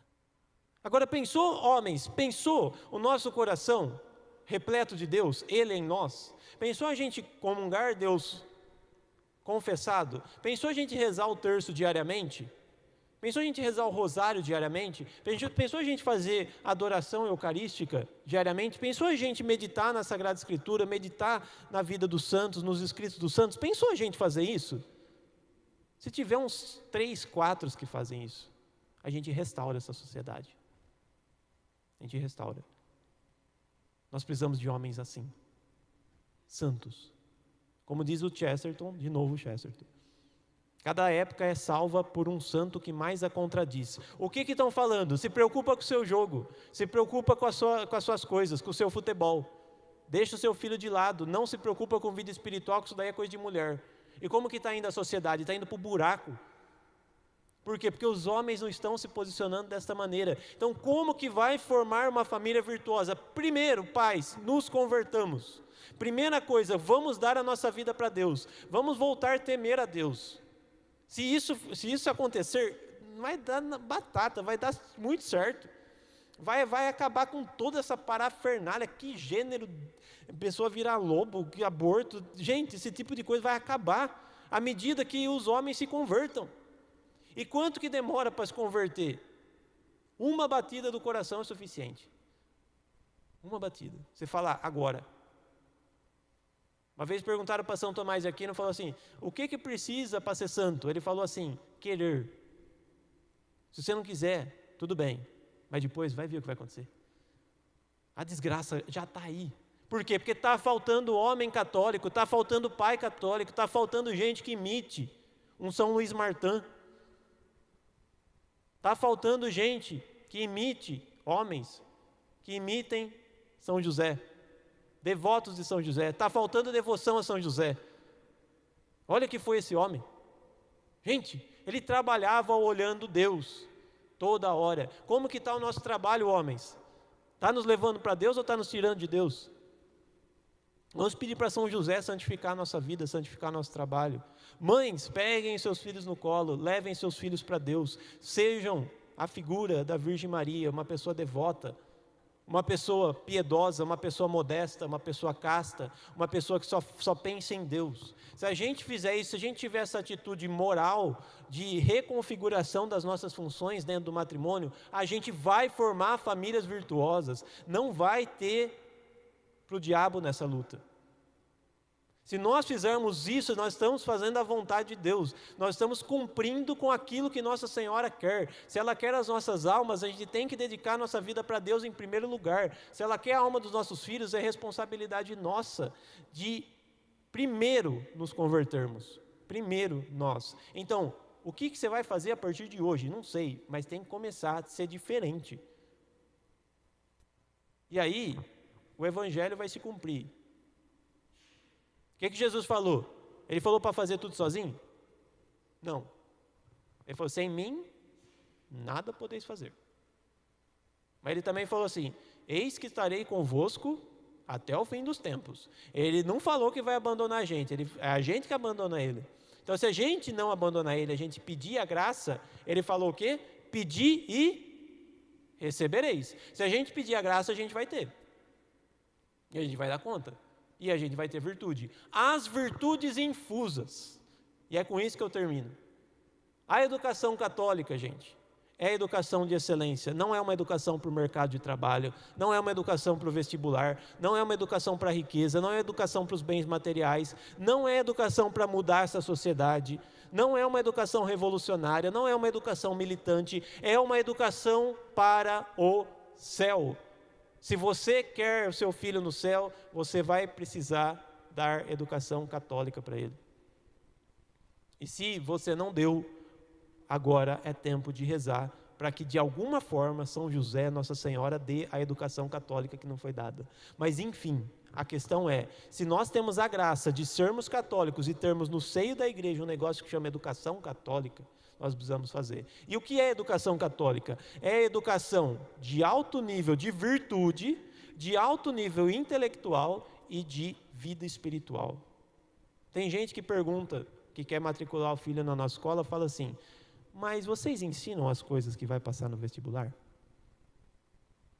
E meu filho, a fé é um ato da razão.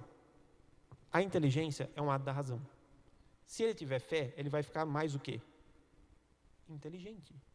Olha a mente de um São Tomás de Aquino. Esse homem escreveu milhares de páginas, coisa que hoje em dia as pessoas lêem uma página que ele escreveu para principiante e não entende. Ridículo uma pergunta dessa. É óbvio que uma criança que tem educação católica, ela vai ser muito mais inteligente que qualquer um. Eu aposto que alguns da nossa escola, não por mérito nosso, mas pela graça, no 9º ano já passa em qualquer vestibular. Não precisa nem fazer colegial. Isso é uma pergunta de quem não entendeu nada. Que vestibular? Isso daí ele estuda 2, 3 meses, ele passa. Hoje em dia parece que é muito difícil passar nesse negócio porque a educação está péssima. É porque hoje em dia as escolas não ensinam mais o básico, aí tem que fazer cursinho para ver se passa. É uma vergonha, porque não usa mais inteligência. Está treinando as pessoas para passar numa prova. Caramba, você acha que se você falar para o São Tomás de Aquino isso? Né? Você vai passar na USP? Que USP? Dormindo ele falaria, que USP que? Eu quero levar a minha alma para o céu. É muito diferente, gente, é totalmente diferente. E eu não estou falando que quem vai na escola católica vai só rezar. Pelo contrário, vai ficar mais inteligente.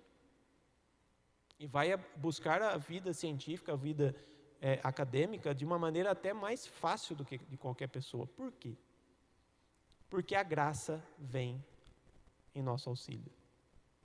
Quando a gente ama a Deus, a gente exerce a caridade, o amor de caridade. O que é a caridade? Das 3 virtudes teologais, fé, esperança e caridade. O que é a caridade? Alguém sabe? Se unir com Deus. Essa é a palavra, união. Quando a gente pratica a caridade, não é só dar esmola, isso daí é a caridade para com o próximo. A caridade para com Deus é se unir com Ele. O que acontece aqui? O Cristo vem pelas mãos benditas de um sacerdote, que são como o útero da Virgem Maria. Cristo vem lá do céu, pelas mãos do sacerdote, e vai para dentro da nossa alma. E fazer o quê? Ficar unido. Agora, se você está unido com Deus, você vai conhecê-lo de maneira muito melhor. E a fé é uma virtude do conhecimento. Então, se você ama a Cristo, se você comunga bem, você vai ter mais fé. E se você tiver mais fé, você vai conhecer a Deus melhor. E quando você mais conhece a Deus, dá mais vontade do quê? De amá-lo. E se você ama Ele, você conhece melhor. Aí você conhece melhor, você quer amar mais. Quer dizer, você vai crescendo, como diz o apóstolo Paulo, crescendo de fé em fé. Você vai aumentando a sua vida espiritual. Daqui a pouco você não vai ter mais nada de terreno. Você não vai ter mais nada de animal. Você não vai ter mais nada de material, de físico. Você vai se desprendendo dessa terra. Mas aí vai chegar um momento que Deus vai falar assim, ó, agora chegou o seu limite. Não dá mais para um ser humano me amar desta forma. Eu vou ter que fazer um negócio com você. Deus pensa assim, eu vou ter que te compatibilizar, eu vou ter que tornar compatível a sua alma com o meu amor. São Tomás de Aquino explica que isso é a virtude infusa. Ele vai pegar a nossa alma e transformá-la para que a gente ame mais ainda. E aí, quando a gente começar a ter esse tipo de virtude, que não é aquela virtude que a gente pratica normalmente, que a gente faz jejum para comer menos, parece uma dieta, que a gente deixa uma coisa para treinar, não é isso, não é uma coisa que se adquire humanamente falando. As virtudes infusas vêm lá do céu, porque Deus quer fazer com que você ame mais a Ele ainda. Aí, quando você tiver esse tipo de virtude, você vai fazer o quê? Você vai começar a ter virtudes heróicas, porque já não é mais você, é Deus fazendo em você. Aí você vai ser como um São Tomás de Aquino, que vai escrever uma suma teológica que hoje qualquer pessoa dos mais altos graus de inteligência não entende. Aí você vai ser como o São Francisco Xavier, que foi de canoa até na Índia, só para evangelizar os povos lá. E a hora que ele chegava lá, o povo não acreditava em Deus, chamava as pessoas para ir no cemitério e falava, vem cá para você acreditar no meu Deus. Ele mandava as pessoas sair do túmulo, as pessoas saíam. Olha que tipo de santo. Um São Maximiliano Maria Kolbe, que morreu no campo de concentração de Auschwitz, de fome. Colocaram ele com 10 homens nus, todos numa cela. Eu tive a graça de entrar dentro dessa cela. Nossa, meu Deus do céu, gente. Lá em Auschwitz. Fecharam ele lá dentro. Porta maciça, sem janela. Eles faziam as necessidades num buraquinho lá. As pessoas passavam na frente da porta dos outras celas e só ouvia gritos de dor, porque morrer de fome é a mesma coisa que um cachorro estiver mordendo você o corpo inteiro. É doloroso demais. As pessoas gritavam. E na cela de São Maximiliano Maria Kolbe se ouvia cantos de louvor à Virgem Maria. Nossa. E o mesmo São Maximiliano vai dizer, todos os santos são obras da Imaculada. Homem profundo, devoto de Nossa Senhora. Aí pega um São José Sanches del Rio, que foi morto no México, no regime comunista. Qual que foi a tortura dele? Menino de 14 anos de idade, 14 anos. Olha como estão os nossos jovens de 14 anos e olha o que esse fez. Ele entrou para o exército dos cristeiros para defender a fé. O ditador, com os seus soldados, pegou ele. Foi torturar ele como? Para ele negar a fé, começaram a cortar a sola do pé dele. Arrancaram a sola do pé. E a hora que estava arrancando a sola do pé, ele gritava, viva Cristo Rei! O reinado de Cristo. Ia despertando o maior furor nos homens. Depois, sem sola do pé, o que fizeram com ele? Mandaram ele andar 3 quilômetros nas pedras. Sem sola do pé. E ele ia cantando. É a hora que chegaram para dar a última chance dele voltar atrás. O filme Cristiada mostra isso. Ele não voltou atrás. Deram uma facada nele e começou a sair sangue. Ele fez uma cruz no chão. Aquela cruz encheu de sangue.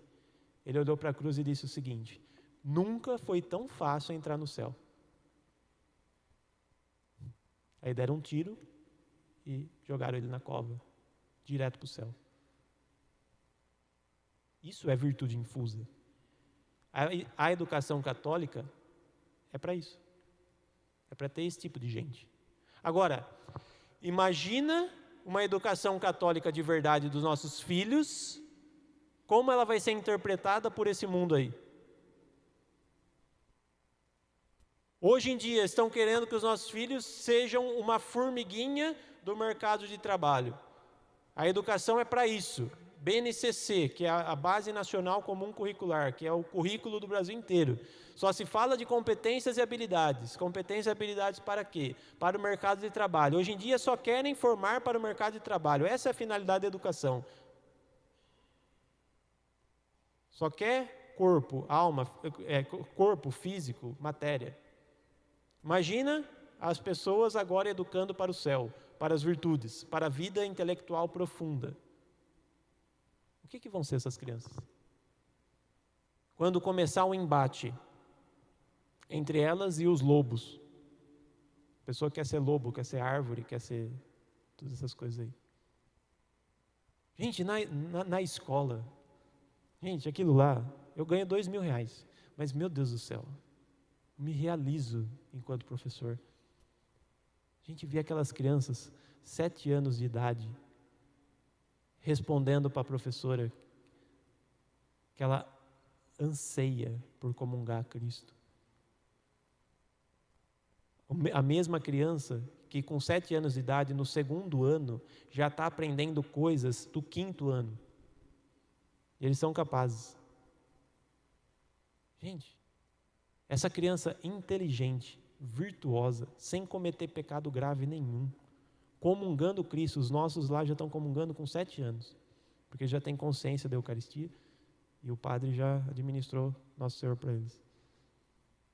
Gente, essas crianças, elas estão voando.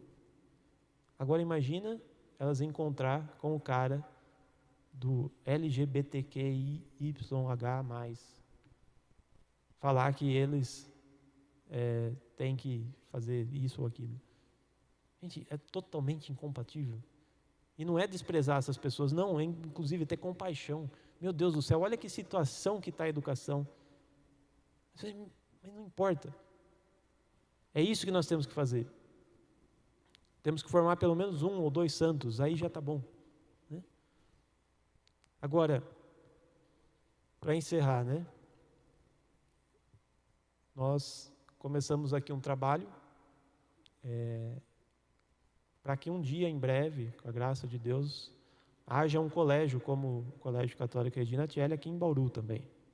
Né?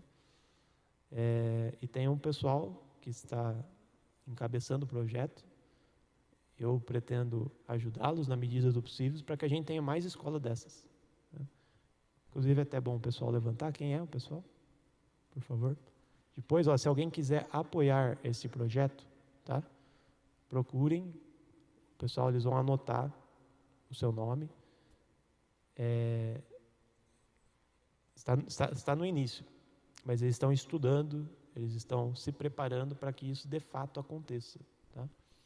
Então, vamos nos envolver com isso. Esse é o caminho para a restauração da sociedade. Né? O que vai acontecer com essas crianças de um colégio católico desse? Elas vão ser quem? Os futuros mártires. Essa é a maior dor. Na minha opinião, uma criança formada assim, ela vai estar totalmente disposta a dar a sua vida inteiramente para Deus, independente do seu corpo. Por quê? Porque foi formada a alma. Foi formada uma alma para Deus. Eu ensinava anteontem, numa das aulas, sobre o que é ter a virtude da prudência e o coração de um monge. O que é um coração de um monge? Todas nós crianças deveriam ter coração de monge. O que é um coração? O que um monge faz? Monge vem de monos. Ele fica sozinho. Sozinho com quem? Sozinho com Deus. Todos nós teríamos que ter um coração de monge. Independente se nós somos casados, se somos celibatários, enfim, nós temos que ter um coração de monge. Essas crianças, elas têm que buscar ter um coração de monge. Totalmente voltado para Deus, porque todo tempo que não é gasto com Deus é jogado fora. Gente, educação é isso. Como formar uma família virtuosa? É isso, nos convertamos e eduquemos os nossos filhos. Vai dar certo. Por quê? Porque Cristo prometeu que vai estar com a gente até o fim dos tempos. Porque Ele falou que se a gente pedir, a gente vai receber. Não vamos nos dobrar. Não podemos nos dobrar a essas ideologias satânicas que estão tomando conta da educação. Não, nós temos que nos opor. A restauração depende da revitalização dessa base do direito natural, que é a educação. E quem vai fazer essa revitalização é a Igreja Católica Apostólica Romana. A formação de famílias virtuosas vai se dar aqui. Os santos só brotam daqui. Na verdade, só brotam daqui. E só nós temos o altar, só nós temos o sacerdócio, só nós temos a confissão, só nós temos a Santíssima Eucaristia. Por isso, só nós podemos dar o céu para os nossos filhos da maneira mais fácil, que é a educação católica. A educação católica está aí para isso, para ser como que um elevador. Enquanto todo mundo vai pela escada, a gente vai de elevador. Por quê? Porque a gente vai com a Virgem Maria, com os santos, com a Eucaristia, com os sacramentos. Então, primeiro passo, católicos, vamos nos preocupar com a educação. Ponto. Segundo passo, vamos dar uma educação católica de fato. Terceiro passo, vamos estudar para isso. O pessoal está aí para começar esse grupo. Vamos nos unir. Eu não gosto de estudar. Apoie o pessoal. Tem condição de ajudar financeiramente? Opa, vai precisar. Vai precisar. R$5, dá para dar? R$5. Não dá para dar 5? E 2? Dá para dar? Muito bem. Vamos ajudar. Vamos ajudar o pessoal, vamos nos unir e vamos combater o diabo. Né? A última frase. Se as gerações anteriores foram a geração da apostasia, e foi aí que a gente se perdeu, porque a gente foi mal educado, e eu quase que me perdi, eu me converti aos 19 anos de idade, depois de ter ficado 6 meses em depressão, e eu olhei para o Cristo na hóstia consagrada, num retiro de carnaval, e eu vi que Ele era o sentido da minha vida, porque eu já tinha perdido o sentido da vida total, né? Porque a geração dos nossos pais, infelizmente, foi a geração da apostasia. Eu amo muito meus pais, e meus pais agora se converteram totalmente, estão rezando e falam para as pessoas, você está em pecado grave, você vai para o inferno. Você morreu hoje, você vai para o inferno. Nossa, estou super feliz agora fala da morte, fala, você sabe que essa vida é curta, né? Você tem que se converter. Graças a Deus eles mudaram de vida junto comigo e a nossa família foi restaurada. Mas foi uma grande chance de se perder, tanto é que meus amigos, a maioria se perdeu. Por quê? Porque a geração anterior foi da apostasia. A nossa geração é a geração da reconstrução. Nós temos que reconstruir. Gênero, aborto, eutanásia, ateísmo, toda essa parafernália que existe é por causa da falta de educação. Nós temos que ser a geração da reconstrução. Para quê?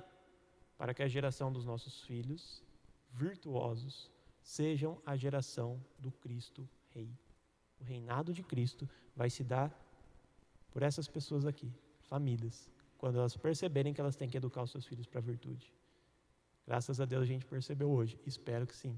Né?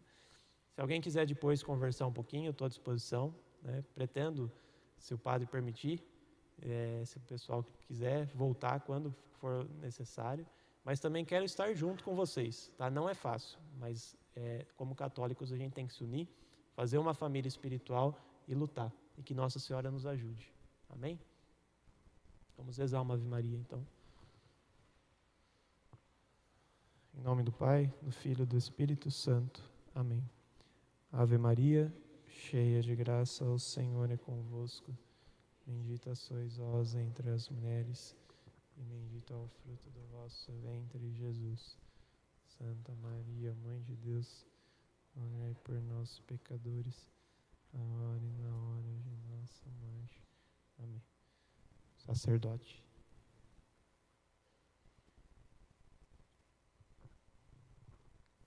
Então, eu reitero meu agradecimento ao professor Marcos Vinícius. Acho que foi de grande ajuda, não é? Às vezes, os assuntos assim não são tão familiares a nós, mas devem ir se tornando. Ao longo da semana eu procurei fazer isso, né? Mas eu gostaria de intensificar, não é? O professor Marcos Vinícius ainda tem uma série de temas que ele poderia tratar conosco, que acho que nos ajudaria a entendermos melhor como famílias católicas, não é? Então, eu peço que vocês estejam atentos. Nós vamos conversar, ver datas possíveis de que ele poderia estar aqui conosco, não é? E como seria uma sequência mais lógica de temas a serem trabalhados, para nos ajudar a crescer nesse sentido também. Mas fiquem atentos, porque daí a gente vai estar divulgando, né? Quando for acontecer, vamos tentar fixar uma data para que possa ser dessa forma. Se o professor puder também, né? Eu acho que isso ajudaria a gente a entender muitas coisas, né? Ele havia proposto uma relação de temas, eu pedi aquele que eu suponho que supus, né? Que fosse o menos espinhoso para trabalhar, menos espinhoso. Acho que tem temas um pouco mais espinhosos que nós podemos trabalhar em outras circunstâncias, tá bem? Mas vamos ver se esse ano ainda a gente consegue fazer uma sequência de formações para nos ajudar nesse sentido, tá bom? Então fiquem bem atentos, porque daí eu vou estar avisando na missa, nas nossas redes sociais. Só assim, 2 exemplos, né? Ele foi falando dos vários exemplos, me fez lembrar 2 coisas. Acho que muita gente lembrou de muita coisa aqui, né? Mas enfim, 2 exemplos. Um pessoal, o outro de um professor que eu tive. Um professor que eu tive, ele foi religioso, não é franciscano, e os franciscanos iam para as favelas, né, na época da teologia de libertação, e ficavam lá cuidando de todo o social e não cuidavam das almas, né? A verdade era essa, né? As pessoas todas se tornavam protestantes e eles cuidavam da infraestrutura. No fim era isso, ele mesmo constatou. Mas ele falou que uma vez, numa escola de catequese, o menino pediu para ele uma cruz. Falou: o senhor é professor, não é? Sou. O senhor é frei, né? Sou. O senhor pode me dar uma cruz? Ele falou: posso. Na outra semana ele levou uma cruz para o menino. Daí na semana seguinte, ele olhou no peito do menino e falou: mas cadê a cruz que eu dei? Perguntou. Ele perguntou para o menino. Ele falou: está aqui, ó. Mostrou no tornozelo. Daí o menino falou assim para ele: professor, o senhor está ensinando que Deus é o papai do céu. Olha o menino. O meu pai me abandonou. O que meu pai merece é esse lugar. Uma criança. Uma criança. Um outro exemplo, esse já é mais pessoal, né? Eu tenho uma prima que passou em medicina, está cursando medicina agora. Eu fiquei, sinceramente, horrorizado. Não está sendo transmitido, né? Então eu posso falar, porque minha família acompanha as missas aqui, né? Fiquei meio horrorizado uma vez. Eu tenho uma tia que tem síndrome de Down, completou 50 anos. Uma gracinha, né? A gente brinca com ela, não entende. Ela fala assim, porque eu não lembro de aniversário dela, mandou que ela tinha feito aniversário de 50 anos naquele dia. Eu falei assim: nossa, que linda, com carinha de 25. Não, carinha de 50. Porque ela não entende a brincadeira, não adianta, né? Falar para ela que ela não entende. Bom, meu avô já tinha morrido, minha avó morreu, e não tinha com quem ficar a menina. Como eram muitos irmãos, qual foi a proposta? Aqueles que moravam todos próximos ali nas cidades de Minas, então revezaria, o que seria horrível para ela, né? Porque imagina ficar pingando de casa em casa. Mas, né, horrível para a formação humana dela, mas, enfim, né, ela ia se divertir. Daí teve uma tia que falou assim que ela não podia. E por que ela não podia? Porque a filha dela, minha prima, havia passado em medicina.